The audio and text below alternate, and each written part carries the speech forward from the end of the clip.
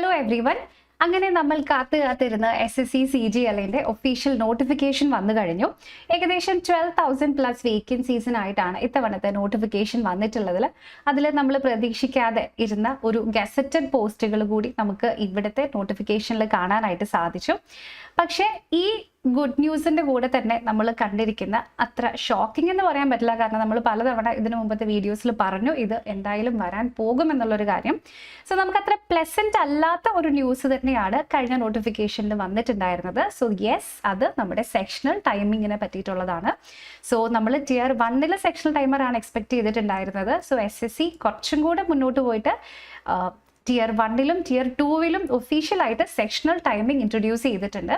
അപ്പോൾ ഇന്നത്തെ ഈ വീഡിയോയിൽ എന്താണ് സെക്ഷണൽ ടൈമിംഗ്, സോ സാധാരണ ഇതിന് മുൻപ് നടന്ന എക്സാംസ് ഒക്കെ വെച്ച് നോക്കുമ്പം അതിൽ നിന്ന് വരുന്ന പ്രധാനപ്പെട്ട വ്യത്യാസം എന്താണ്. So first time SSC CGL എഴുതാൻ പോകുന്ന സ്റ്റുഡൻസിന് ചിലപ്പോൾ അതിൻ്റെ ഡിഫറൻസ് മനസ്സിലാവില്ല.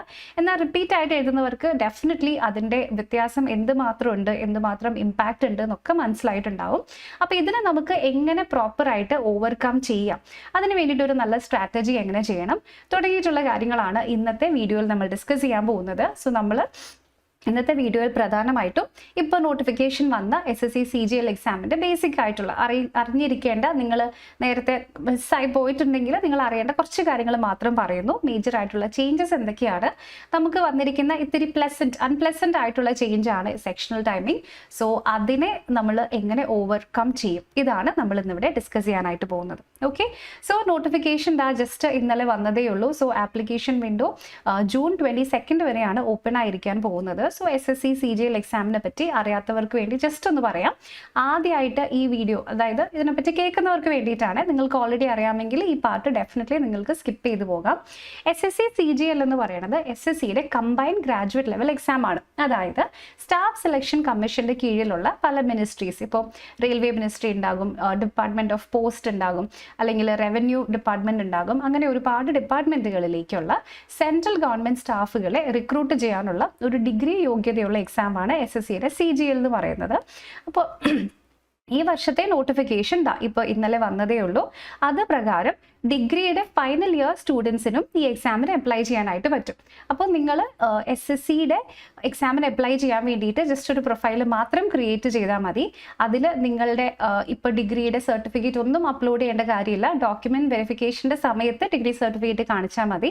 അതുകൊണ്ടാണ് കൃത്യമായിട്ട് പറയുന്നത് ഫൈനൽ ഇയർ സ്റ്റുഡൻസിനും ധൈര്യമായിട്ട് അപ്ലൈ ചെയ്യാമെന്നുള്ള കാര്യം. അപ്പോൾ ഇവിടെ പ്രധാനമായിട്ടും group B and group C പോസ്റ്റുകളിലേക്കുള്ള റിക്രൂട്ട്മെന്റ് ആണ് CGL എക്സാം വഴി നടക്കുന്നത്. അപ്പോൾ ഗ്രൂപ്പ് A പോസ്റ്റുകൾ എന്ന് പറയുന്നത് നമ്മുടെ രാജ്യത്തെ ഏറ്റവും വലിയ ബ്യൂറോക്രസി പോസ്റ്റുകളാണ്. അധികവും UPSCയിലൂടെ വരുന്ന പോസ്റ്റുകളാണ് ഗ്രൂപ്പ് എയിൽ വരിക. അതിൻ്റെ താഴെ ഗ്രൂപ്പ് B, പിന്നെ ഗ്രൂപ്പ് C, പിന്നെ ഏറ്റവും താഴേക്ക് വരുന്നത് ഗ്രൂപ്പ് D. അപ്പോൾ ഇങ്ങനെയാണ് അതിൻ്റെ ഒരു ഹൈറാർക്കി. ഓക്കെ, അപ്പോൾ group B and group C പോസ്റ്റുകളിലേക്കുള്ള റിക്രൂട്ട്മെന്റ് ആണ് ഇവിടെ നടക്കുന്നത്. ക്ലിയർ? അപ്പോൾ പല ഡിപ്പാർട്ട്മെന്റുകളുണ്ട്. ഇപ്പോൾ ഇതിനകത്ത് റവന്യൂ ഡിപ്പാർട്ട്മെന്റിന്റെ കീഴിലാണ് നമുക്ക് CBIC അല്ലെങ്കിൽ central board of indirect taxes and next CBIC and CBDT, central board of direct taxes എന്നൊക്കെ പറയുന്ന ഡിപ്പാർട്ട്മെന്റുകൾ വരുന്നുണ്ട്. കസ്റ്റംസ് വരുന്നുണ്ട്, കംട്രോളർ ഓഡിറ്റർ ജനറലിന്റെ ഡിപ്പാർട്ട്മെന്റ്സ് വരുന്നുണ്ട്.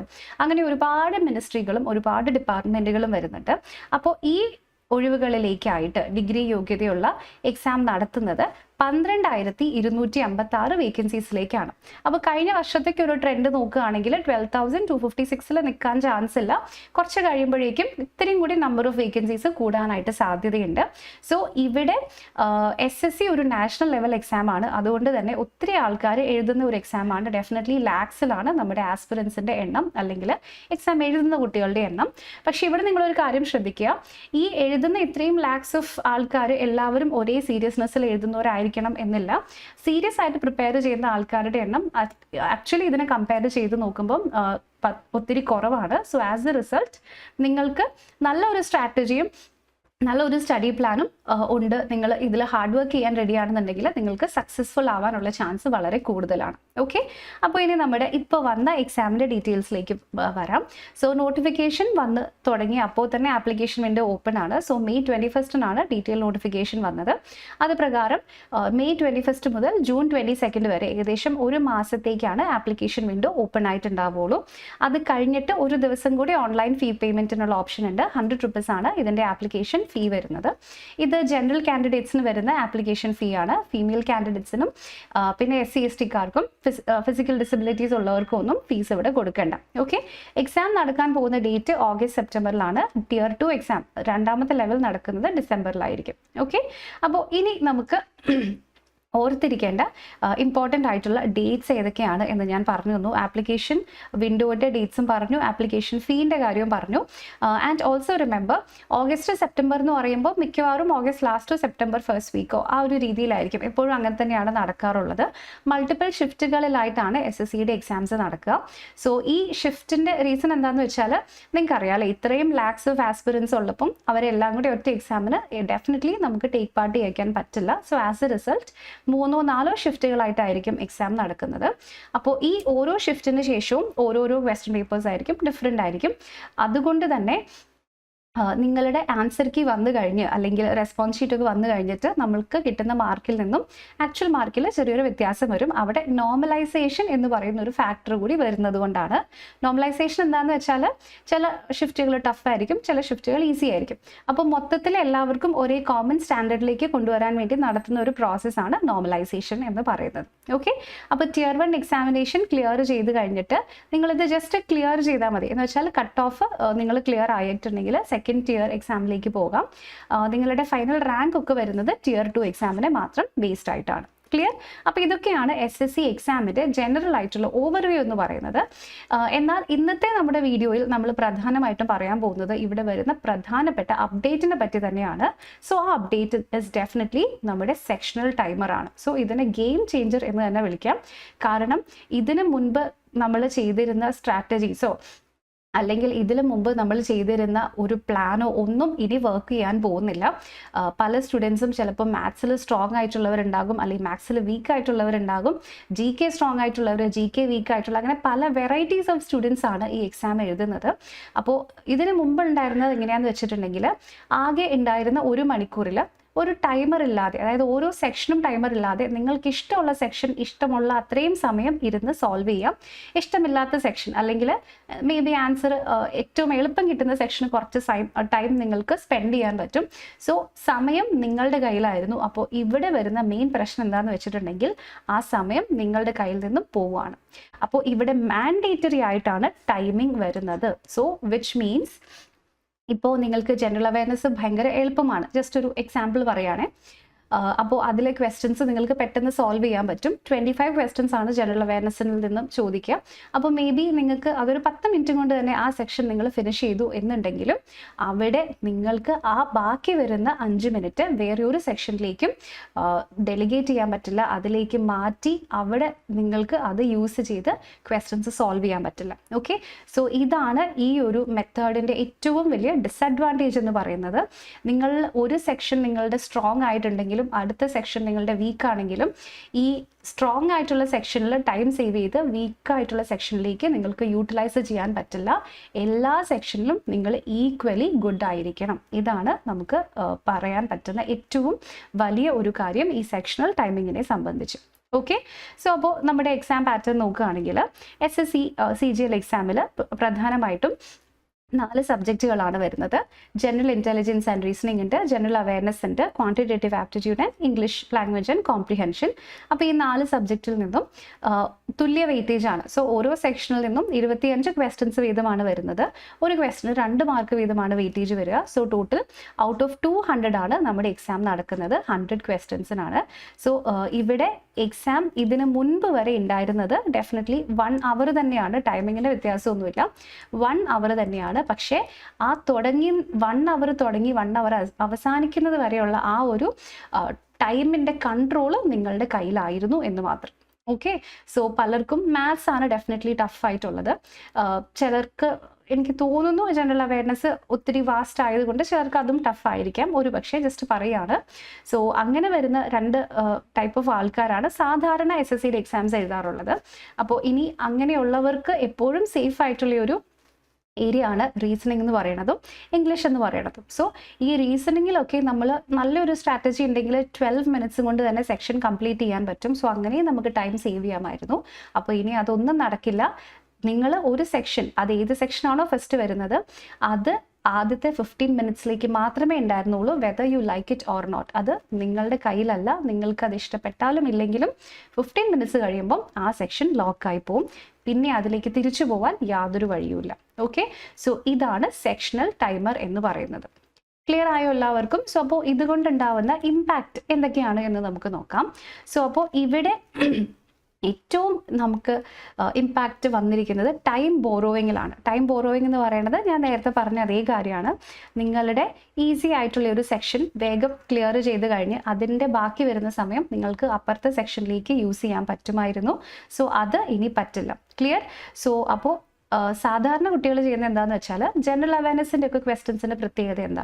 ഒരു ക്വസ്റ്റ്യൻ കാണുമ്പോൾ നിങ്ങൾക്കറിയാം അതിൻ്റെ ആൻസർ അറിയോ ഇല്ലയോ എന്നല്ലേ. ഇപ്പോൾ നമ്മൾ ഒരു ക്വിസിൽ പങ്കെടുക്കുകയാണെങ്കിൽ ക്വസ്റ്റ്യൻ കേൾക്കുമ്പോൾ തന്നെ നമുക്കറിയാം അതിൻ്റെ ആൻസർ കിട്ടുമോ ഇല്ലയോ എന്ന്. അല്ലാതെ നമ്മൾ അവിടെ ഇരുന്ന് പിന്നെ ആലോചിച്ച് അങ്ങനെ ഒത്തിരി നമ്മൾ ടൈം സ്പെൻഡ് ചെയ്തിട്ടാണോ നമ്മൾ വർക്കൗട്ട് ചെയ്തിട്ട് ജനറൽ അവയർനെസ്സിൻ്റെ ആൻസേഴ്സ് കണ്ടുപിടിക്കാറുണ്ടോ? ഇല്ല, ഡെഫിനറ്റ്ലി ഇല്ല. നമുക്ക് കാണുമ്പോൾ ഒരു കൺഫ്യൂഷൻ വന്നേക്കാം, പക്ഷേ അറ്റ്ലീസ്റ്റ് നമുക്ക് ആൻസറിലേക്ക് എത്താൻ പറ്റുമോ ഇല്ലയോ എന്നൊരു ഐഡിയ ഒരു ക്വസ്റ്റ്യൻ കേൾക്കുമ്പോൾ ഉണ്ടാകും. സോ അതുകൊണ്ട് തന്നെയാണ് ജനറൽ അവയർനെസ്സിൻ്റെ ക്വസ്റ്റ്യൻസ് നമുക്ക് പെട്ടെന്ന് സോൾവ് ചെയ്യാൻ പറ്റുന്നതും ആ സെക്ഷൻ നമുക്ക് വേഗം കവർ ചെയ്യാൻ പറ്റുന്നതും. പക്ഷേ ഇവിടെ ആ ടൈമർ എടുത്ത് അല്ലെങ്കിൽ ആ ഒരു എക്സ്ട്രാ ടൈം എടുത്ത് നമുക്ക് മാത്തമാറ്റിക്സിലേക്ക് റോൾ ചെയ്യാനായിട്ട് പറ്റില്ല. ക്ലിയർ? സോ ടൈമർ 0 ആവുന്ന സമയത്ത് നിങ്ങൾ ഏത് സെക്ഷനിലാണോ ഉള്ളത്, അത് പലർക്കും ഏത് സെക്ഷനിലാണ് സ്റ്റാർട്ട് ചെയ്യുന്നത് നമുക്കിപ്പം അറിയില്ല എന്ന് തോന്നുന്നു. സോ ഏത് സെക്ഷനിലാണല്ലോ അത് സ്റ്റാർട്ട് ചെയ്യുന്നത് ആ സെക്ഷൻ ഫസ്റ്റ് വരും. അത് 15 മിനിറ്റ്സ് ആകുമ്പോൾ 0 ആകുമ്പോഴേക്കും ടൈമർ ബാക്ക്വേർഡ്സ് ആയിരിക്കും പോകുന്നത്. സോ 15-ൽ നിന്ന് ബാക്കിലേക്ക് 14:59, 14:58 എന്നിങ്ങനെ ബാക്കിലേക്ക് പോയി 0 ആകുമ്പോഴേക്കും ആ സെക്ഷൻ അവിടെ ഫ്രീസ് ആകും. പിന്നെ എന്ത് ചെയ്തിട്ടും കാര്യമില്ല, അതിലേക്ക് തിരിച്ചു പോകാൻ പറ്റില്ല. ക്ലിയർ? അപ്പോൾ ഇത് നമ്മൾ നേരത്തെ എക്സ്പെക്റ്റ് ചെയ്തില്ലെങ്കിൽ എന്താ പറ്റുകയെന്ന് വെച്ചാൽ, നമ്മൾ ഒരു കാര്യം വർക്കൗട്ട് ചെയ്യുന്നതിൻ്റെ ഇടയ്ക്ക് സെക്ഷൻ ക്ലോസ് ആയി കഴിഞ്ഞാൽ ആ സെക്ഷൻ ഫ്രീസ് ആവുന്നതിൻ്റെ കൂടെ നമ്മളും ഡെഫിനറ്റ്ലി ഫ്രീസ് ആകും. സോ അടുത്ത സെക്ഷൻ സ്റ്റാർട്ട് ചെയ്യുന്ന ഒരു 30 സെക്കൻഡ്സിലേക്ക് നമ്മൾ ആ ഒരു ഷോക്കിൽ നിൽക്കും. സോ അടുത്ത സെക്ഷനിലെ പ്രഷ്യസ് ആയിട്ടുള്ള 30 സെക്കൻഡ്സും നമുക്ക് അവിടെ പോകും. ക്ലിയർ? അപ്പോൾ ഇവിടെ നമ്മുടെ സ്ട്രോങ്ങസ്റ്റ് സെക്ഷൻസിനെ ഒന്നും കൂടി സ്ട്രോങ് ആക്കുക, അല്ലെങ്കിൽ വീക്കസ്റ്റ് സെക്ഷൻസിനെ നമുക്ക് അത്ര കൺസിഡർ ചെയ്യാതിരിക്കുക എന്നുള്ള സ്ട്രാറ്റജി ഇനി വർക്ക് ആവില്ല. കാരണം എല്ലാ സെക്ഷൻസിനും ഈക്വൽ ആയിട്ടുള്ള ഇമ്പോർട്ടൻസ് ആണ് ഇനി വരുന്നത്. സോ ഓരോ സെക്ഷനും സെപ്പറേറ്റ് ആയിട്ടുള്ള വളരെ വർക്കിംഗ് ആയിട്ടുള്ള സ്ട്രാറ്റജി നമുക്ക് ഡെവലപ്പ് ചെയ്യണം. എങ്കിൽ മാത്രമാണ് നിങ്ങൾക്ക് എക്സാമിൽ നല്ല റിസൾട്ട് കിട്ടുള്ളൂ. ഓക്കെ, അപ്പോൾ ഇതിന് മുൻപ് വരുന്ന ഒരു ആവറേജ് വരുന്ന, ഇതിപ്പോൾ ഞാൻ ജസ്റ്റ് ഒരു ഏകദേശം ഒരു അനാലിസിസ് ആണ് ഇവിടെ എടുത്തിരിക്കുന്നത്. പണ്ട് സാധാരണ കുട്ടികൾ ചെയ്യുന്നത് എങ്ങനെയാണെന്ന് വെച്ചാൽ, അത്യാവശ്യം മാത്സ് പഠിച്ച് ക്വസ്റ്റ്യൻസ് ഒക്കെ വർക്ക്ഔട്ട് ചെയ്ത് മോക്ക് ടെസ്റ്റ് ഒക്കെ എടുത്ത് പ്രീവിയസ് ഇയർ ക്വസ്റ്റ്യൻസ് ഒക്കെ നോക്കി പാറ്റേൺ വെച്ച് ചെയ്യുന്ന ആൾക്കാർ ചെയ്യുന്നത് എന്താണെന്ന് വെച്ചാൽ, മാത്സിന് അവർ ഏകദേശം ഒരു 20 to 25 മിനിറ്റ്സിൻ്റെ ഇടയിൽ സമയം കൊടുക്കും. ഇനി റീസണിങ്ങിനും ഒരു മാക്സിമം ഒരു 20 മിനിറ്റ്സിൻ്റെ അത്രയും സമയം മതിയാകും. പിന്നെ ബാക്കി വരുന്ന കുറച്ച് സമയമായിരിക്കും ഉണ്ടാവുക അല്ലേ. അപ്പോൾ അതിൽ ജനറൽ അവയർനെസ്സിലും കുറച്ച് സമയം കൊടുക്കും, അതിനുശേഷം ഇംഗ്ലീഷിനും ബാക്കി സമയം കൊടുക്കും. ഇങ്ങനെയാണ് സാധാരണ ചെയ്യുന്നത്. ഇത് പറയാൻ കാരണം എന്താണെന്ന് വെച്ചാൽ, ഇവിടെ ജനറൽ അവയർനെസ് ആണെങ്കിലും ഇംഗ്ലീഷ് ആണെങ്കിലും അത് രണ്ടും നമുക്ക് ക്വസ്റ്റ്യൻ വായിച്ച ഉടനെ ആൻസർ കിട്ടുമോ ഇല്ലയോ എന്ന് ഡിസൈഡ് ചെയ്യാൻ പറ്റും. സോ അതിൻ്റെ ഒരു ഏകദേശം ഐഡിയ ആണ് ഇവിടെ തന്നിരിക്കുന്നത്. അപ്പോൾ ഇതിൽ ബാക്കി വരുന്ന സമയം ഇപ്പോൾ ഇവിടെ 20, ഇപ്പോൾ ഇവിടെ 20 എടുത്തു, ഇവിടെ 20 എടുത്തു. സോ ബാക്കി വരുന്നത് വീണ്ടും 20 മിനിറ്റ്സ് ആണ്. അത് 5 മിനിറ്റ്സ് വെച്ചിട്ടോ അല്ലെങ്കിൽ 8 മിനിറ്റ്സ് 7 മിനിറ്റ്സ് ആയിട്ടോ അത് 10 ആയിട്ടൊക്കെ ആയിരിക്കും ഡിവൈഡ് ചെയ്യുന്നുണ്ടാവുക. സോ ഏകദേശം ഈ ഒരു പാറ്റേണിലാണ് ഇവിടെ എല്ലാവരും വർക്ക് ചെയ്തുകൊണ്ടിരുന്നത്. പല വർഷങ്ങളായിട്ട് SSCയുടെ CGL എക്സാം എഴുതുന്നവരും അല്ലെങ്കിൽ ഫസ്റ്റ് ടൈം എഴുതാൻ സ്ട്രാറ്റജി നോക്കുന്നവരും ഒക്കെ ഇതേ മെത്തേഡാണ് ഫോളോ ചെയ്തുകൊണ്ടിരുന്നത്. പക്ഷേ ഇനി തൊട്ട് എല്ലാത്തിലും 15 മിനിറ്റ്സ് എന്നുള്ളത് നമുക്ക് മാറ്റാൻ പറ്റില്ല. ഓക്കെ, അപ്പോൾ ഇവിടെ ഈ ഒരു സിറ്റുവേഷനിൽ ക്വസ്റ്റ്യൻസ് സോൾവ് ചെയ്യുക എന്നതിനേക്കാളും വലിയ പ്രശ്നമായിട്ട് എനിക്ക് തോന്നുന്ന ഇഷ്യൂ എന്താണെന്ന് അറിയാമോ? ഈ സെക്ഷൻ ക്ലോസ് ആകുമ്പോൾ ഉള്ള നമ്മുടെ ടെൻഷൻ, നമ്മുടെ പാനിക്ക് നമ്മൾ ആദ്യം നന്നായിട്ട് മാനേജ് ചെയ്യാൻ പഠിക്കണം. സോ ഇത് ആണ് ഫസ്റ്റ് നമ്മൾ ഓവർകം ചെയ്യേണ്ട ചാലഞ്ച് ആയിട്ട് എനിക്ക് ഫീൽ ചെയ്യുന്നത്. നമുക്ക് ക്വസ്റ്റ്യൻ സോൾവ് ചെയ്യാൻ പറ്റിയില്ല അല്ലെങ്കിൽ ആൻസർ കിട്ടിയില്ല, അതിനേക്കാളും വലുതാണ് ഇത് പെട്ടെന്ന് ക്ലോസ് ആയി അടുത്തത് സ്റ്റാർട്ട് ചെയ്യുമ്പോൾ അത് ചെയ്തില്ലല്ലോ എന്ന് നമ്മൾ റിയലൈസ് ചെയ്യുന്ന ആ മൊമെൻറ്റിലുള്ള ടെൻഷൻ. സോ ആ ടെൻഷൻ ആ പാനിക്, നമ്മുടെ ആ പെട്ടെന്നുള്ള ആ പേടി മാനേജ് ചെയ്യാൻ നമുക്ക് പ്രോപ്പറായിട്ട് പറ്റിയിട്ടുണ്ടെങ്കിൽ മാത്രമാണ് നമുക്ക് എക്സാം നന്നായിട്ട് എഴുതാൻ പറ്റുള്ളൂ. സോ ഇതിനുള്ള വൺ ആൻഡ് ഓൺലി ആൻസർ എന്ന് പറയുന്നത് ഡെഫിനറ്റ്ലി മോക്ക് ടെസ്റ്റുകളാണ്. സോ നിങ്ങൾ ഇതിന് യൂസ്ഡ് ആവണം. അതായത് ഒരു ടൈമർ ബാക്കിലേക്ക് പോയിക്കൊണ്ടിരിക്കുന്ന സമയത്ത് ക്വസ്റ്റ്യൻസ് സോൾവ് ചെയ്ത്, സോ ബേസിക്കലി ഒരു പ്രഷറിൽ ഇരുന്ന് തന്നെ ക്വസ്റ്റ്യൻസ് സോൾവ് ചെയ്ത് നിങ്ങൾക്ക് അതിലൊരു നല്ല ശീലം കിട്ടിയിട്ടുണ്ടെങ്കിലാണ്, പ്രാക്ടീസ് കിട്ടിയിട്ടുണ്ടെങ്കിൽ മാത്രമാണ് എക്സാമിൽ നിങ്ങൾക്ക് അറ്റ്ലീസ്റ്റ് കൂളായിട്ട് ഇരിക്കാനെങ്കിലും പറ്റുള്ളൂ. ക്വസ്റ്റ്യൻസ് സോൾവ് ചെയ്യുന്നത് പോട്ടെ, ടെൻഷൻ ഇല്ലാതെ കൂളായിട്ട് ഇരിക്കുമെങ്കിലും ചെയ്യണമെങ്കിൽ നിങ്ങൾക്ക് നല്ല മോക്ക് ടെസ്റ്റിൻ്റെ പ്രാക്ടീസ് വേണം. ഓക്കെ, ഇനി അടുത്തതായിട്ട് പറയാനുള്ളത്, നമുക്ക് ചില ടൈംസിൽ നമ്മുടെ ക്വസ്റ്റ്യൻസ് ചിലപ്പോൾ കുറച്ച് കൺഫ്യൂസിങ് ആയിരിക്കും, കുറച്ച് ട്രിക്കി ആയിരിക്കും. അപ്പോൾ നമ്മൾ എന്താ ചെയ്യാം, വിചാരിക്കും ഇപ്പോൾ ആൻസർ കിട്ടും. ഒരു 10 സെക്കൻഡ് കഴിഞ്ഞു കിട്ടിയില്ല, 30 സെക്കൻഡ് കഴിഞ്ഞു കിട്ടിയില്ല, നമ്മൾ വിചാരിക്കും ഇപ്പം കിട്ടുന്നല്ലേ. സോ അങ്ങനെ നമ്മൾ ഇത്തിരി കൺഫ്യൂസിങ് ആയിട്ടുള്ള ഒരു ക്വസ്റ്റ്യനിൽ സ്റ്റക്കായിട്ട് ഇരുന്നിട്ടുണ്ടെങ്കിൽ ടൈമർ നമുക്ക് വേണ്ടി വെയിറ്റ് ചെയ്യില്ല, അത് പിന്നെയും പോയിക്കൊണ്ടിരിക്കും. സോ അത് വീണ്ടും ആ സെക്ഷൻ 15 മിനിറ്റ്സ് കഴിയുമ്പോഴേക്കും അവിടെ ക്ലോസ് ആവും. സോ നമുക്ക് ടഫ് ആയിട്ടുള്ള ക്വസ്റ്റ്യൻസിൽ നമ്മൾ സ്റ്റക്ക് ആകാതിരിക്കണം എന്നുണ്ടെങ്കിൽ നമുക്കൊരു പ്രോപ്പർ ആയിട്ടുള്ള സ്ട്രാറ്റജി വേണം. അതായത് ഇത്ര സെക്കൻഡ്സ് ആണ് ഞാനൊരു ക്വസ്റ്റ്യന് കൊടുക്കുകയുള്ളൂ, ഒരു 30 സെക്കൻഡ്സ് കഴിഞ്ഞ് അതിനി എന്ത് ക്വസ്റ്റ്യൻ ആണെങ്കിലും ഞാൻ ആ ക്വസ്റ്റ്യനിലേക്ക് അനാവശ്യ സമയം സ്പെൻഡ് ചെയ്യില്ല എന്നുള്ള ഒരു സ്ട്രിക്റ്റ് ആയിട്ടുള്ള സ്ട്രാറ്റജിയും നിങ്ങൾ ഫോളോ ചെയ്യേണ്ടി വരും. ഇല്ലെങ്കിൽ അവിടെ ഒരിക്കലും നിങ്ങൾക്ക് നല്ല സക്സസ് ഉണ്ടാവില്ല. ക്ലിയർ? ഇനി നെക്സ്റ്റ് നമുക്ക് വേണ്ടത് ഒരു സെക്ഷൻ എൻഡ് ചെയ്തു, ഉടനെ നമ്മുടെ അടുത്ത സെക്ഷൻ സ്റ്റാർട്ട് ചെയ്യാണ്. സോ അവിടെ നമ്മുടെ പ്രീവിയസ് സെക്ഷനിലേക്ക് പോകാൻ പറ്റില്ല, അടുത്ത സെക്ഷൻ സ്റ്റാർട്ട് ചെയ്യുകയും ചെയ്തു. അപ്പോൾ നമുക്ക് വരുന്ന ആ ഒരു എന്താ പറയുക, ആ റെഡി സ്റ്റാർട്ട് ചെയ്യാനുള്ള ആ ഒരു മെൻറ്റാലിറ്റി നമുക്ക് വേണം. അതും ത്രൂ ഔട്ട് പ്രാക്ടീസിലൂടെ മാത്രമാണ് നമുക്ക് കിട്ടുള്ളൂ. ഈ സെക്ഷൻ എൻഡ് ചെയ്തു, അടുത്ത സെക്ഷൻ സ്റ്റാർട്ട് ചെയ്തു. സോ അതൊരു ഫ്രഷ് സ്റ്റാർട്ടാണ്. കഴിഞ്ഞ സെക്ഷനിൽ നമുക്കൊന്നും ചെയ്യാൻ പറ്റില്ല, നമുക്കിനി അടുത്ത സെഷൻ മാക്സിമം ചെയ്യാമെന്ന് മാത്രമേ ഉള്ളൂ. സോ അത് നമുക്ക് മാക്സിമം പ്രോപ്പറായിട്ട് വർക്ക് ചെയ്യണമെന്നുണ്ടെങ്കിൽ അങ്ങനെ ആ ജമ്പ് ചെയ്തിട്ടുള്ള ഒരു പ്രാക്ടീസ് നമുക്ക് വേണം. ഇത് മൂന്നും ഉണ്ടെങ്കിൽ മാത്രമാണ് നിങ്ങൾക്ക് ഈ എക്സാം നന്നായിട്ട് ക്ലിയർ ചെയ്യാനായിട്ട് പറ്റുള്ളൂ. ഓക്കെ, സോ ഇവിടെ ഇതിനു മുമ്പ് നമുക്ക് റീസണിങ് ഫുൾ ക്വസ്റ്റ്യൻസ് അറ്റംപ്റ്റ് ചെയ്യാമായിരുന്നു, ഇംഗ്ലീഷും ഫുൾ അറ്റൻഡ് ചെയ്യാമായിരുന്നു. പക്ഷേ ക്വാണ്ടും GAയും ജനറൽ അവയർനെസ്സും ചിലപ്പം ഫുള്ള് ചെയ്യാൻ പറ്റണമെന്നില്ല. പക്ഷേ ഇപ്പോഴത്തെ ഈ ഒരു നില വെച്ചിട്ട് നമുക്ക് മാക്സിമം നമ്പർ ഓഫ് അറ്റംപ്റ്റ്സ് ഇവിടെ ലിമിറ്റഡ് ആയിട്ടുണ്ട്. പെർ സെക്ഷൻ നമുക്ക് ഇത്രയും നമ്പർ ഓഫ് ക്വസ്റ്റ്യൻസ് ആണ് ഈ ഒരു സെക്ഷൻ വെച്ചിട്ട് ചെയ്യാനായിട്ട് പറ്റുള്ളൂ. ഓക്കെ, സോ അപ്പോൾ ഇവിടെ നിങ്ങൾ ഫോളോ ചെയ്യേണ്ട ഈ ഒരു വലിയ ഇഷ്യൂ തന്നെയാണ്. ആക്ച്വലി എക്സാമിന് പ്രിപ്പയർ ചെയ്യുന്നവർക്ക് അത് നന്നായിട്ട് ഫീൽ ചെയ്യും. ഈ ടൈമറിൻ്റെ ഉള്ളിൽ വർക്ക് ചെയ്യുക എന്ന് പറയുന്നത് അത്ര ഈസി ആയിട്ടുള്ള ടാസ്ക് അല്ല. സോ ഇതിൽ നിങ്ങൾ ഫസ്റ്റ് ചെയ്യേണ്ട കാര്യം, നിങ്ങൾ എല്ലാ ക്വസ്റ്റ്യനും അറ്റംപ്റ്റ് ചെയ്യണ്ട എന്നുള്ളത് നിങ്ങൾ ആദ്യം തന്നെ ഡിസൈഡ് ചെയ്യും. ലെങ്തി ക്വസ്റ്റ്യൻസ് ഉണ്ടെങ്കിൽ അത് വർക്കൗട്ട് ചെയ്യാനുള്ളതല്ല, സ്കിപ്പ് ചെയ്യാനുള്ളതാണ്. സോ പ്ലീസ് എല്ലാ ക്വസ്റ്റ്യനും നിങ്ങൾ ചെയ്ത് നിങ്ങൾക്ക് ഫുൾ മാർക്ക് കിട്ടേണ്ട കാര്യമില്ല. നിങ്ങൾക്ക് ഡയറക്റ്റ് ആയിട്ട് സോൾവ് ചെയ്യാൻ പറ്റുന്ന ഫെമിലിയർ ആയിട്ടുള്ള ഫോർമുല ബേസ്ഡ് ആയിട്ടുള്ള ക്വസ്റ്റ്യൻസിന് നിങ്ങൾ ഇമ്പോർട്ടൻസ് കൊടുക്കുക. അത്തരം ക്വസ്റ്റ്യൻസ് നിങ്ങളുടെ വർക്കിൽ നിങ്ങൾ സ്റ്റാർട്ട് ചെയ്ത് തുടങ്ങുക. സോ അറ്റ്ലീസ്റ്റ് നിങ്ങൾക്ക് സ്റ്റാർട്ടിങ്ങിൽ തന്നെ ഒരു കോൺഫിഡൻസ് ബിൽഡ് ആകും. ആ കോൺഫിഡൻസുമായിട്ട് നിങ്ങൾക്ക് മുന്നോട്ട് പോയിട്ടുണ്ടെങ്കിൽ നിങ്ങൾക്ക് കുറച്ചുകൂടെ ബെറ്റർ ആയിട്ട് പെർഫോം ചെയ്യാനായിട്ട് പറ്റും. ക്ലിയർ ആവുന്നുണ്ടോ എല്ലാവർക്കും പറയുന്നത്? സോ പ്ലീസ് റിമെമ്പർ, ഫസ്റ്റ് തന്നെ നമ്മളിവിടെ സ്ട്രിക്ട്ലി ഫോളോ ചെയ്യേണ്ട റൂൾ എന്ന് പറയുന്നത് ദ സ്കിപ്പിംഗ് ആർട്ടാണ്. അതായത് ഒരു ക്വസ്റ്റ്യൻ കണ്ടു, ഇത് ഇത്ര സെക്കൻഡ്സിനുള്ളിൽ, ആ ടൈം നിങ്ങൾക്ക് തന്നെ ഡിസൈഡ് ചെയ്യാൻ പറ്റും. സോ പ്ലീസ് റിമെമ്പർ, ഇത്ര സെക്കൻഡ്സിനുള്ളിൽ ഇത് എനിക്ക് ചെയ്യാൻ പറ്റില്ല എന്ന് തോന്നിക്കഴിഞ്ഞാൽ പ്ലീസ് അത് സ്കിപ്പ് ചെയ്യൂ. അതിലേക്ക് നിങ്ങൾ സ്റ്റിക്ക് ഓൺ ചെയ്താൽ ഒരിക്കലും നിങ്ങളെ അത് ഹെൽപ്പ് ചെയ്യില്ല. ബിക്കോസ് ഈസി ആയിട്ടുള്ള മറ്റ് ക്വസ്റ്റ്യൻസ് നിങ്ങൾക്ക് മിസ്സായി പോകും. ആസ് എ റിസൾട്ട് നിങ്ങളുടെ സ്കോറും താഴേക്ക് വരും. ഇനി വരുന്ന ഒരു ഇമ്പോർട്ടൻറ്റ് കാര്യമാണ് ആക്യുറസി. സോ സാധാരണ CGL എക്സാമിലൊന്നും നമ്മൾ ആക്യുറസിക്ക് അത്ര ഇമ്പോർട്ടൻസ് കൊടുത്തിട്ടുണ്ടായിരുന്നില്ല. പക്ഷേ ഇനി മുതൽ അങ്ങനെയല്ല, ഗെയിം മാറും. റീസൺ ഇസ് ആക്യുറസി ഒരു വലിയ ഫാക്ടർ ആകും നോർമലൈസേഷനിൽ. കാരണം എല്ലാവർക്കും എല്ലാ ക്വസ്റ്റ്യൻസും അറ്റംപ്റ്റ് ചെയ്യാൻ പറ്റില്ല എന്നുള്ള കാര്യം യൂണിവേഴ്സലി എല്ലാവർക്കും അറിയാം. സോ അതുകൊണ്ട് തന്നെ കറക്റ്റ് ക്വസ്റ്റ്യൻസ്, അതായത് ഇത്ര നമ്പർ ഓഫ് ക്വസ്റ്റ്യൻസിൽ ഇത്ര എണ്ണം കൂടുതൽ ശരിയാക്കുന്ന ആൾക്കാർക്കായിരിക്കും നോർമലൈസേഷനിൽ കൂടുതൽ മാർക്ക് കിട്ടാനുള്ള സാധ്യത. സോ നോർമലൈസേഷൻ ഇങ്ങനെ സെക്ഷണൽ ടൈമിംഗ് ബേസ്ഡ് ആയിട്ട് വരുന്ന എക്സാംസിൽ നോർമലൈസേഷൻ വരുമ്പോൾ അവിടെ എന്താ സംഭവിക്കുക എന്ന് വെച്ചാൽ നെഗറ്റീവ് മാർക്കിംഗ് കൂടുതലുള്ള ആൾക്കാർക്ക് മാർക്ക് മറ്റുള്ളവരെക്കാളും കുറച്ചും കൂടെ താഴേക്ക് പോകും. So please remember, accuracy is very very important. ഇല്ലെങ്കിൽ അതിനുശേഷം നോർമലൈസേഷൻ കഴിയുമ്പോൾ നിങ്ങളുടെ മാർക്ക് കുറച്ചും കൂടെ താഴേക്ക് പോകും. ഓക്കെ, പിന്നെ നിങ്ങൾക്ക് നിങ്ങളുടെ കയ്യിൽ ഉള്ള ചെയ്യാൻ പറ്റുന്ന ഒരു കാര്യം എന്ന് പറയുന്നത് മെമ്മറൈസേഷനാണ്. അതിൽ ഡെഫിനറ്റ്ലി ഫോർമുലാസ് നിങ്ങൾക്ക് മെമ്മറൈസ് ചെയ്യാൻ പറ്റും, പെട്ടെന്ന് റീകോൾ ചെയ്യാൻ പാകത്തിന് മെമ്മറൈസ് ചെയ്യാൻ പറ്റും. പിന്നെ ചില വാല്യൂസ്, ക്യൂബിൻ്റെ വാല്യൂ, സ്ക്വയറിൻ്റെ വാല്യൂ, അല്ലെങ്കിൽ ചില ആൽഫബറ്റ് പൊസിഷണൽ വാല്യൂസ്, അത്തരത്തിലുള്ള വാല്യൂസും നിങ്ങൾക്ക് മെമ്മറൈസ് ചെയ്യാൻ പറ്റും. സോ അതും നിങ്ങൾക്ക് പെട്ടെന്ന് ക്വസ്റ്റ്യൻസ് സോൾവ് ചെയ്യാനുള്ള നിങ്ങളുടെ എക്സിക്യൂഷനെ ഡെഫിനറ്റ്ലി ഹെൽപ്പ് ചെയ്യും. ഓക്കെ, സോ പ്ലീസ് റിമെമ്പർ, ഇവിടെ ഏറ്റവും ഇമ്പോർട്ടൻ്റ് ആയിട്ട് വരുന്നത് നമ്മുടെ മോക്ക് ടെസ്റ്റുകളാണ്. അതിൽ സെക്ഷണൽ ആയിട്ടുള്ള മോക്ക് ടെസ്റ്റുകൾ എടുക്കണം, ഫുൾ ലെങ്ത് മോക്ക് ടെസ്റ്റുകൾ എടുക്കണം.